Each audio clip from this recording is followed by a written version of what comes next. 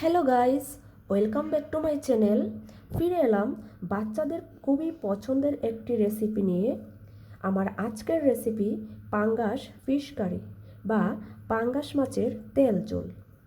পাঙ্গাস মাছ বাচ্চাদের খুবই পছন্দের একটি মাছ, কারণ পাঙ্গাস মাছে কাঁটা কম থাকে।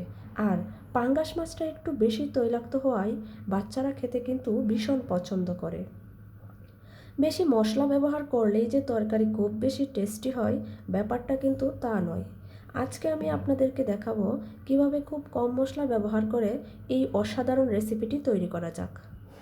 সো কথা না বাড়িয়ে শুরু করা যাক আমাদের আজকের রেসিপি। পাঙ্গাস মাছের এই অসাধারণ রেসিপিটি তৈরি করার জন্য এখানে আমি নিয়ে নিয়েছি 5 পিস পাঙ্গাস মাছ। আমি প্রথমে এই পাঙ্গাস মাছগুলোকে একটু ম্যারিনেট করে নেব। ম্যারিনেট করার জন্য এখানে আমি প্রথমেই দিয়ে দিব গোলমরিচের গুঁড়া,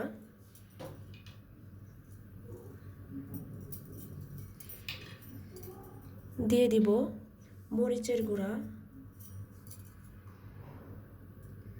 দিয়ে দিব হলুদের গুঁড়া এবং স্বাদ মতো লবণ। আমি এই সবগুলো উপকরণ দিয়ে মাছগুলোকে একটু মেখে নেব। মাছগুলো মাখা হয়ে গেছে, এখন আমি চলে যাব মূল রান্নায়। আমি প্যানে তেল দিয়ে দিয়েছি, এখন আমি মাছগুলোকে একটু ভেজে নেব।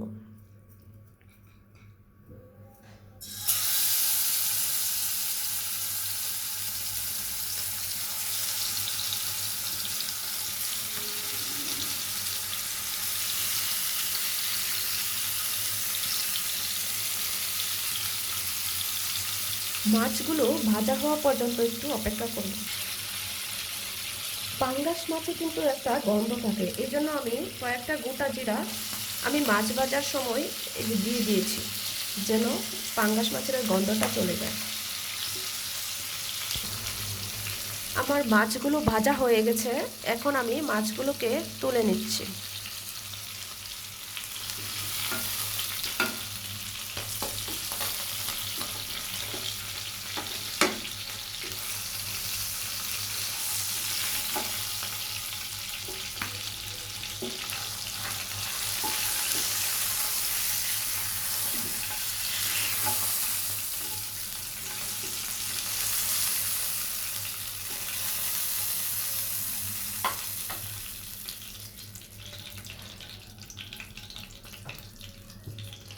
এখন আমি ভাজা তেলের মধ্যে দিয়ে দিব তেজপাতা,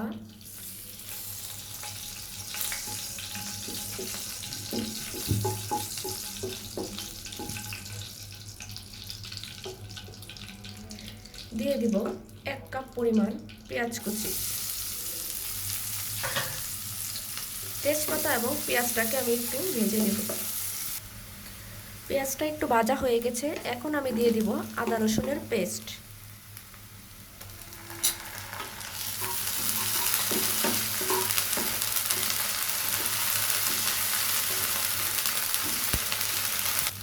হালকা একটু ভেজে নেওয়ার পর আমি এখানে দিয়ে দিব টমেটো পেস্ট। আমি একটা টমেটো আগে ব্লেন্ড করে নিয়েছিলাম।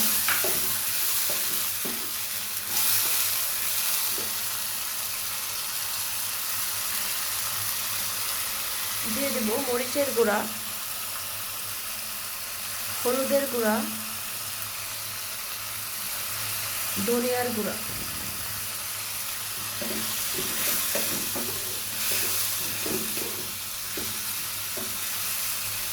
এবার আমি সবগুলো উপকরণ একসাথে কিছুক্ষণ কষিয়ে নেব। পরিমাণগুলো আমি ডেসক্রিপশন বক্সে দিয়ে দিব। মশলাগুলোতে আমি একটু এক্সট্রা পানি অ্যাড করে দেব।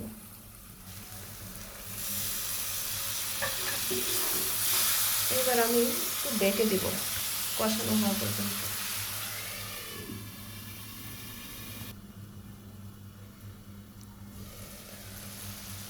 মশলাগুলো এরকম কষানো হয়ে গেলে আমি আগে থেকে 2টা টমেটো ফালি করে রেখেছিলাম, টমেটোর ফালিগুলো দিয়ে দিব।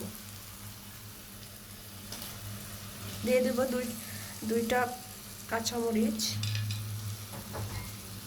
এবার আমি এগুলোকে আরও 2 মিনিট রান্না করে নেব। লবণটা স্বাদ মতো দিতে হবে।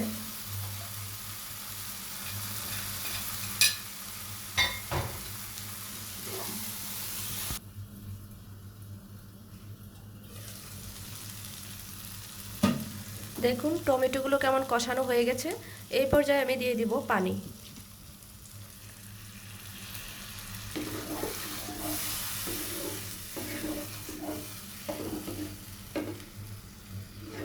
যে যেরকম ঝোল রাখতে পছন্দ করেন সেরকম পানি দিবেন। আমি আমার পছন্দ মতো দিয়ে দিয়েছি। এখন আমি মাছগুলোকে অ্যাড করে দিব।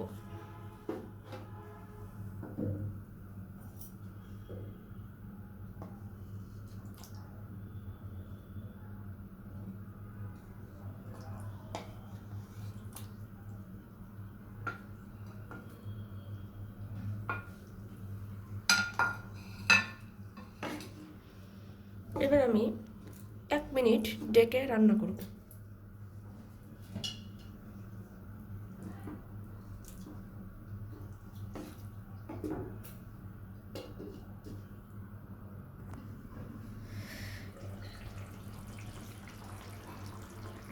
ফিরে এলাম। এবার আমি দিয়ে দিব বাটা জিরা। আমি আগে থেকেই জিরাগুলোকে তেলে বেটে রেখেছিলাম। বাটা জিরার টেস্ট কিন্তু একটু অন্যরকম হয়। এখন আমি নেড়ে ছেড়ে একটু ঢেকে দিব। আর 2 মিনিট রান্না করার পর আমি ধনেপাতা দিয়ে তরকারিটা নামিয়ে নেব।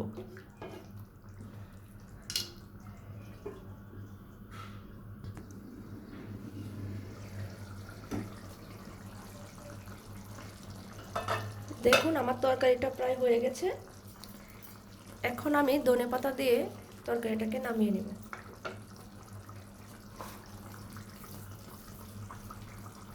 আমার ধনেপাতাগুলো ডিপ ফ্রিজে ছিল, তাই এরকম দলা পাকিয়ে আছে। এখন আমি জাস্ট নামিয়ে পরিবেশন করব। দেখুন রেসিপিটা দেখতে কতটা লোভনীয় মনে হচ্ছে। আপনারাও কিন্তু বাসায় রেসিপিটা তৈরি করে দেখবেন। আর আমার রেসিপিটি কেমন হয়েছে কমেন্ট বক্সে জানাবেন। আর আপনি যদি আমার চ্যানেলে নতুন হয়ে থাকেন তাহলে চ্যানেলটিকে সাবস্ক্রাইব করার অনুরোধ রইল। আজকে এই পর্যন্তই। ফিরে আসব নতুন কোনো রেসিপি নিয়ে। সেই পর্যন্ত সবাই ভালো থাকুন, সুস্থ থাকুন। ধন্যবাদ।